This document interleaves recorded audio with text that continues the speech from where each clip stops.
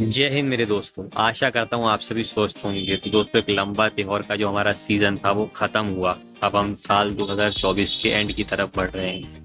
और दोस्तों, कहा जाता है कि लाइफ हो या कोई भी और भी चीज हो, सभी बड़ी अनप्रेडिक्टेबल है। सेम यही चीज क्रिकेट के लिए भी कहा जाती है, क्योंकि आप सोच के देखिए, किसने सोचा था कि 29 जून 2024 को जो टीम वर्ल्ड कप उठाएगी वो इतना बुरा दिन देखेगी 3 नवंबर 2024 को, कि वो पहली बार अपने ही घर में व्हाइट वॉश होगी। जैसे टेस्ट तो हम अभी दुख से उभरे भी नहीं थे कि अब 12 साल बाद हमने घर में टेस्ट सीरीज गवा दी थी। खैर, हमारे माइंड में ये था कि चलो भाई छोड़ो, कोई बात नहीं, हम वानखेड़े में अपना आखिरी मैच जीत के जाएंगे और अपना ये बीजीटी में फिर ऑस्ट्रेलिया को 2-2 या 3-2 भी करेंगे तो अपना फाइनल में चले जाएंगे। क्योंकि जो हमारे लिए मेन चीज जीतना जरूरी है वो मैं बात करूँ बीजीटी था, और उससे भी बड़ा WTC फाइनल में जाना और जीतना। लेकिन इसके लिए वानखेड़े टेस्ट जीतना जरूरी था। और वानखेड़े टेस्ट का अपना आपको पता है कि 1 नवंबर से वो स्टार्ट हुआ था, और ये बात चल रही थी कि क्या ये आखिरी टेस्ट मैच हो सकता है घर में कुछ हमारे लीजेंड प्लेयर का, जिन्होंने इतनी अहम भूमिका निभाई भारत की डोमिनेंस। क्योंकि अगला मैच अक्टूबर में है वेस्ट इंडीज के सामने, तो हो भी सकता है। खैर, वो वक्त ही बताएगा। अब दोस्तों, मैच शुरू हुआ तो फिर टॉम लेथम जो है टॉस का बॉस बने, और रैंक टर्नर पे टॉस का बॉस बनना बहुत ही फायदेमंद साबित होता है, खासकर पहली इनिंग में। हालांकि रन लगाने पड़ते और रन उन्होंने लगाए। 235 रन न्यूजीलैंड ने बनाए। हालांकि वही वाली बात रही कि कॉनवे आउट हो गए जल्दी, आकाशदीप ने उनको आधे ही चलता कर दिया। रचिन रविंद्र के लिए कुछ मैं बात करूं, घुट्टी ढूंढ लिया वॉशिंगटन सुंदर ने कि 3 बार लगातार 3 बार एक तरीके से बोल्ड कर देना रचिन रविंद्र, जो आदमी बोल्ड नहीं होता, बहुत बड़ी बात है। इसके बाद मैं बात करूं तो लेथम भी बोल्ड हो गए सुंदर की बॉल पे, सेम वैसे ही। और अब लगा कि मैच भारत की गोली में आ जाएगा, लेकिन अब की बार कांटा बन गए विल यंग और डेरिल मिचेल। जी हाँ, विल यंग ने बहुत ही अच्छी 70+ की पारी खेली। साथ ही साथ बात की जाए तो 159 पे जब विकेट गिरा तो लगा भारत वापसी करेगा, और भारत ने वापसी करी। क्योंकि उसके बाद मैं बात करूं, लगभग 76 रन में भारत ने 6 विकेट गिरा दिया। 76 में आप 7 विकेट सकते हैं। इसमें ब्लेंडल तो आते ही शून्य पे बोल्ड हुआ। कुछ तो बात है कि सर जडेजा जानते हैं कि उनको कैसे बोल्ड करना है। फिलिप्स ने भी 17 रन बनाए। हालांकि फिलिप्स के नीचे गिरा ना हमेशा ही काम आए। अभी आप अगली इनिंग में देखिएगा तब आपको समझ में आएगा। लेकिन बात रही कि 76 रन भी बने लास्ट में, थोड़े ज्यादा ही थे। क्योंकि आप देखोगे 82 की पारी डेरिल मिचेल खेल गया। हालांकि लास्ट में बहुत अच्छी कैच पकड़ी रोहित शर्मा ने, लेकिन तब तक थोड़ा लगा गया न्यूजीलैंड ठीक स्कोर पे पहुंच गया। लेकिन जैसे तैसे होते होते 235 पे ऑल आउट हो गए। बड़ी बात क्या रही, आकाशदीप को 1 विकेट मिला, 4 विकेट मिले वॉशिंगटन अति सुंदर को, और पंजा खोला सर रविंद्र जडेजा ने। कहा था उन्होंने कि बहुत बुरा लगा पिछले मैच में, क्योंकि सही बात है यार, सर जडेजा पूरी 18 सीरीज में ही तो थे जब इंडिया यहाँ पे नहीं हारा था। और पहली सीरीज से ही उनका डेब्यू हुआ था जब इंडिया ने जीतना शुरू करा था, ऑस्ट्रेलिया को हराया था। तो कितना बुरा उस आदमी को लगा होगा। और वो उसने दिखाया भी आखिरी इनिंग में, कितना अच्छा खेले थे दूसरे मैच में। और यहाँ पे पंजाबी खोला, और अभी आगे तो क्या ही करने वाले थे।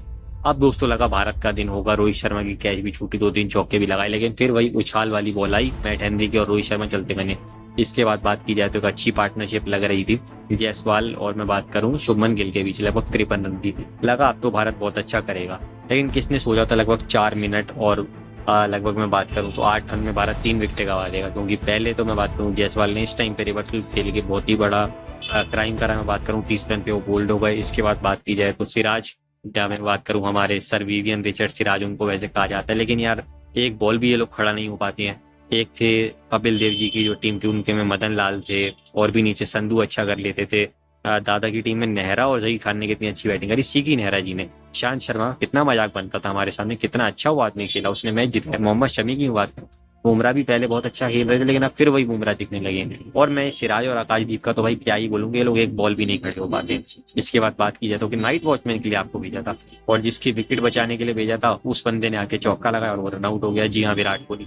अब क्या बोले, पिछले मैच में आप खुद रन आउट हो गए। मतलब मैं बात करूँ ऋषभ पंत को करवा दिया, आप हार गए। क्या पता वो बंदा जिता ही था, और इस मैच में आप खुद रन आउट हो गए। अब लगा यार मैच तो भारत के हाथ से निकल सकते हैं, 149 रन भारत पीछे था।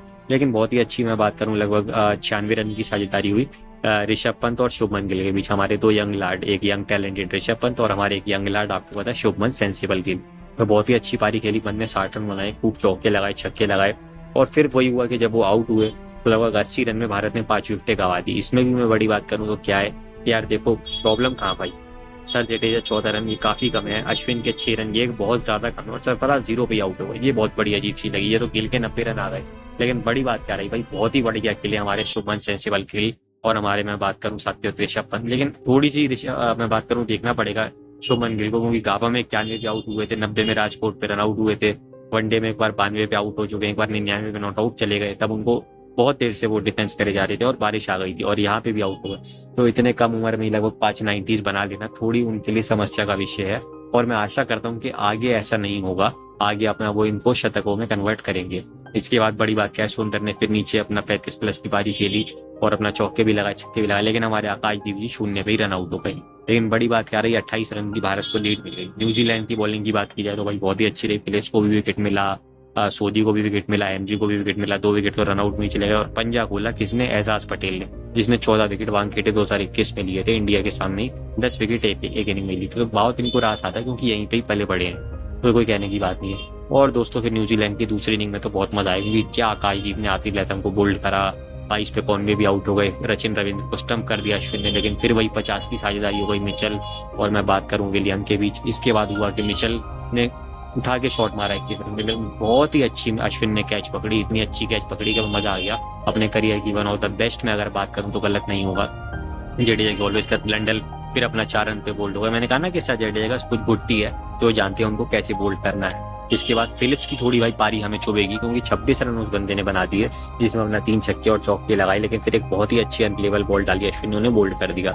सोधी को जडेजा ने कैच आउट करा दिया और पास में विराट कोहली का तो 5-7 रन उन्होंने बनाए थे, बैटिंग में भी 5-7 बनाए थे। विलियम को फिर आउट करा जब 150 रन न्यूजीलैंड के थे। और आप सोचो यार, ऐसे टर्निंग ट्रैक पे 70 रन पहली इनिंग में, 76 के आसपास और 50 दूसरी इनिंग में, विलियम बहुत ही अच्छा खेले, इसलिए उनको मैन ऑफ द सीरीज भी चुना गया। कहाँ विलियमसन की जगह बंदा आया था खेलने, नहीं तो मौका भी नहीं मिलता, और अब यहाँ मैन ऑफ द सीरीज बन गया, यही तो भाई कमाल है। इसके बाद बात की जाए तो ठीक है, थोड़ा सा अजीब भी लगा कि यार मतलब 24 रन 2 विकेटों ने ऐड करे हैं, जिसमें एजाज पटेल ने भी छक्का मारा, हेनरी ने भी छक्का मारा। हालांकि मैं बात करूं तो हेनरी को तो बोल्ड कर दिया था जडेजा ने, उसके बाद दिन खत्म हो गया, और आते ही मैं बात करूं तो एजाज को कैच करा दिया जडेजा ने और फिर पंजा खुला। अब लेकिन दोस्तों बड़ी बात क्या है कि पहली इनिंग में विकेट नहीं मिला सिराज को, लगातार सिराज में बात करूं पिछले 14 मैचों में नहीं, सॉरी माफ कीजिएगा, 15 मैचों में 12 विकेटों के साथ है, यानी 15 मैचों में 30 बार उन्होंने बॉलिंग करी हुई, 12 विकेट, बहुत ही खराब है यार। बीजी टीम में कुछ करना पड़ेगा सिराज को। अश्विन का पहले ऐसा कभी रेयर हुआ कि एक इनिंग में उनको विकेट ना मिली हो, लेकिन इस साल ऐसा 3-3 बार हो गया। लेकिन जरूर अच्छी बात दिखी कि दूसरी इनिंग में उनको विकेटें मिली। सुंदर को तो भाई कर विकेटें मिलती हैं, आकाशदीप को 1 विकेट मिला, इन्होंने ऊपर से अच्छे विकेट लिए, चाहे लैथम का लिया या पहली इनिंग में कॉनवे का लिया, तो उनको आता है। लेकिन अच्छी बात क्या रही कि सर जडेजा ने पंजा खोला, अश्विन को भी मैंने कहा 2 विकेटें मिली, और साथ ही साथ में बात करूं तो सुंदर को भी विकेटें मिली, तो अच्छी बात थी कि विकेट्स निकल रही थी। लेकिन दोस्तों बड़ी बात क्या रही कि अब लगा यार अब हम ये टारगेट तो बना लेंगे, 147 रन का है, तीसरा दिन है और ये आखिरी दिन साबित हो सकता था हमारे कुछ लेजेंड प्लेयर्स का, तो मेमोरेबल होना चाहिए था कि चलो 2-1 से सीरीज हार रहे हैं, लेकिन भाई ठीक है लास्ट मैच जीतते जाएंगे इज्जत से। लोग ऐसा भी आस लगा रहे थे कि 10 विकेटों से नहीं तो 9 से नहीं तो 8 या 7 से या 6 से या 5 से तो जीतेंगे, लेकिन फिर वही रोहित शर्मा को स्टार्ट मिला, 11 रन बनाए और हेनरी इन्होंने चलता करा। भाई कुछ तो बात है हेनरी में रोहित शर्मा सी कि देखो भाई, जो बंदा 5 शतक लगा के वर्ल्ड कप में आया था उसको 1 रन पे आउट कर दिया और वर्ल्ड कप जीतने का सपना चकनाचूर कर दिया। पहली इनिंग में रोहित की कैच छूटी, चौके लगा रहे थे, तब उन्हें आउट कर दिया उन्हीं के स्टेडियम पे वानखेड़े। और इस इनिंग फिर तो भाई जो तारा विकेट गिरी, ये शुभमन गिल को सीखना पड़ेगा कि भले ही अच्छी उन्होंने पहली इनिंग में पारी खेली है, लगातार खेल रहे हैं, लेकिन ये जो वो बॉल छोड़ देते हैं 1 रन पे बोल्ड हो गए। विराट कोहली बहुत ही खराब खेल रहे हैं, स्पिनर्स को 1 रन पे वो भी आउट हो गए, बहुत खराब सीरीज गई है। अब अगर मैं दोनों की बात करूं तो भी बाद में करूंगा, जायसवाल भी 5 रन पे आउट हो गए, हमारे सरफराज खान वो भी 1 रन पे आउट हो गए, एक ही फील्डर बाहर था और वहीं उन्होंने बॉल मारी, 29 पे 5 हो गया। फिर एक 43 रन की साझेदारी हुई जडेजा और ऋषभ पंत के बीच, जडेजा भी लेकिन वही 6 रन पे आउट हो गए। इसके बाद भारत का 106 पे 7वां विकेट गिरा, जो कि गलत आउट दिया गया यंग टैलेंट ऋषभ पंत। लेकिन बड़ी बात दोस्तों क्या रही, 9 चौके और 1 छक्का, 57 बॉलों में भाई क्या पारी खेली। हार और जीत के बीच खड़ा हुआ था बंदा, नहीं तो अगर ये पारी ऐसी नहीं खेलता तो भारत फिर अपना वही 50, 45, 55 पे आउट हो जाता। अब यार आप सोचो ना, अनिल कुंबले जी कह तो रहे थे वो बहुत अच्छे खिलाड़ी, बहुत बढ़िया हैं और कितने रेस्पेक्टेड पर्सन भी हैं, यार 147 नहीं बन पाएंगे, लेकिन यार 64 रन तो एक बंदा ही बना गया। अब 54 रन 10 बंदों ने मिलकर बनाए हैं, क्या बाकी 10 बंदे उनके 80 रन भी नहीं बना पाए? इतना अच्छा वो खेला और यहाँ पे भी उसको गलत आउट दे दिया गया। जो हम कहते हैं कि जब अंपायर्स कॉल या बाकी चीजों का करो, या तो अंपायर्स ने आउट भी नहीं दिया था, तो बेनिफिट ऑफ डाउट पहले बल्लेबाजों को दिया जाता था, फिर भाई क्यों नहीं दिया? क्योंकि आप देखो वहां से मैच बदल गया। इसके बाद बड़ी बात क्या रही कि चलो लगा 15 रन जोड़ लिया अश्विन और सुंदर ने, तो अश्विन जी ने रिवर्स स्वीप मार दिया और वो भी अपना 8 रन पे चलते बने। आकाशदीप मैंने कही है कि एक बॉल खड़े होने बस वो आते हैं और अपना उस पर बोल्ड हो जाते हैं। इसके बाद सुंदर बेचारे पे क्या चाह रहा था, या तो बंदा अकेला खड़ा रहता था या उसकी 10 विकेट गिरती है। 12 रन उन्होंने बनाए और फिर वो बोल्ड हो गए और 25 रन से न्यूजीलैंड जीता और भारत को भाई क्लीन शीट कर दिया। पहला मैच 8 विकेटों से बेंगलोर में, इसके बाद अगले मैच में 113 रन से बात की जाए तो, और तीसरे मैच में भाई पुणे में था दूसरा मैच, और तीसरे मैच में वानखेड़े में भी जीत। यहाँ पे भी बड़ी बात क्या रही, फिलिप्स को 3 विकेटें मिली, हेनरी को विकेट मिली, और साथ ही साथ दोस्तों जो बड़ी बात रही यार कि पंजा तोड़ दिया यार पटेल ने, और अब की बार तो 6 विकेटें ले ली। तो भाई क्या इस बंदे को वानखेड़े और इंडिया से लगा है कि न्यूजीलैंड में इसको आज तक विकेट ही नहीं मिला। सारे विकेट एशिया में मिले और जिसमें से लगभग 28-30 विकेटें तो ये इंडिया में लेके गया 70 में से। तो वेल डन एजाज पटेल, कहना होगा मैन ऑफ द मैच को बने। टॉम लैथम, पूरी न्यूजीलैंड टीम को बहुत बहुत शुभकामनाएं, क्योंकि टॉम लैथम भाई पहले ऐसे कप्तान बने जिन्होंने भारत में व्हाइट वॉश करा है। आज तक किसी ने नहीं करा था। 3-0 मतलब 3 मैच की सीरीज में 2 से ज्यादा। एनजी करोंजी ने 2-0 से करा था जब 2 मैच की सीरीज थी 2000 में।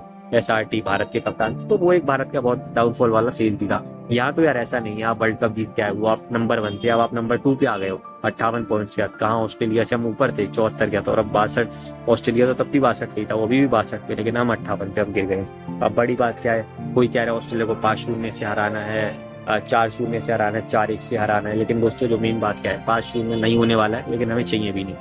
4-0 नहीं होने वाला है और हमें चाहिए भी नहीं। 4-1 भी नहीं होने वाला है, हमें चाहिए भी नहीं। 3-2 आपको करना पड़ेगा, क्योंकि आपको सीरीज जीतनी है, और 3-2 से अगर आप जीतोगे तो आप अभी भी पहुंच जाओगे, ये मैं आपको बात बताना चाहता हूँ। और गलती से अगर साउथ अफ्रीका एक आध मैच श्रीलंका पाकिस्तान से हार गया तो फिर आपको 2-2 भी चलेगा। तो भाई आप बिल्कुल दबाव मत लो, आप अपना खेलने जाओ, और हमें अपना वहाँ पे 3-2 से सीरीज जीतनी है। अब जरूर इसमें सवाल उठते हैं भाई कि बात यह है कि अगर मैं ऋषभ पंत को हटा दूं, प्रॉब्लम यह है कि ऋषभ पंत के लिए उन्होंने पहली बार तैयारियां करनी होंगी, लेकिन चलो चल जाए, बुमराह चल जाएगा, लेकिन इन 2 बंदों के सिवा आप करोगे क्या? अब सवाल ये है भाई, सिराज को लगभग 30 इनिंग में 12 विकेटें मिली, आप कैसे करोगे? आकाशदीप नए हैं, हमें पता ऑस्ट्रेलिया उनको नहीं छोड़ने वाला, इतना आसान उनके लिए नहीं होने वाला, आप सब जानते हैं। और वही वाली बात, तो जसप्रीत बुमराह, मोहम्मद शमी नहीं है अभी, आप समझो बात को। जिसके मोहम्मद शमी ऑलरेडी टीम में नहीं है। अश्विन इतना अच्छा खेल रहे थे, लेकिन अभी अब आउट ऑफ फॉर्म हो गए हैं।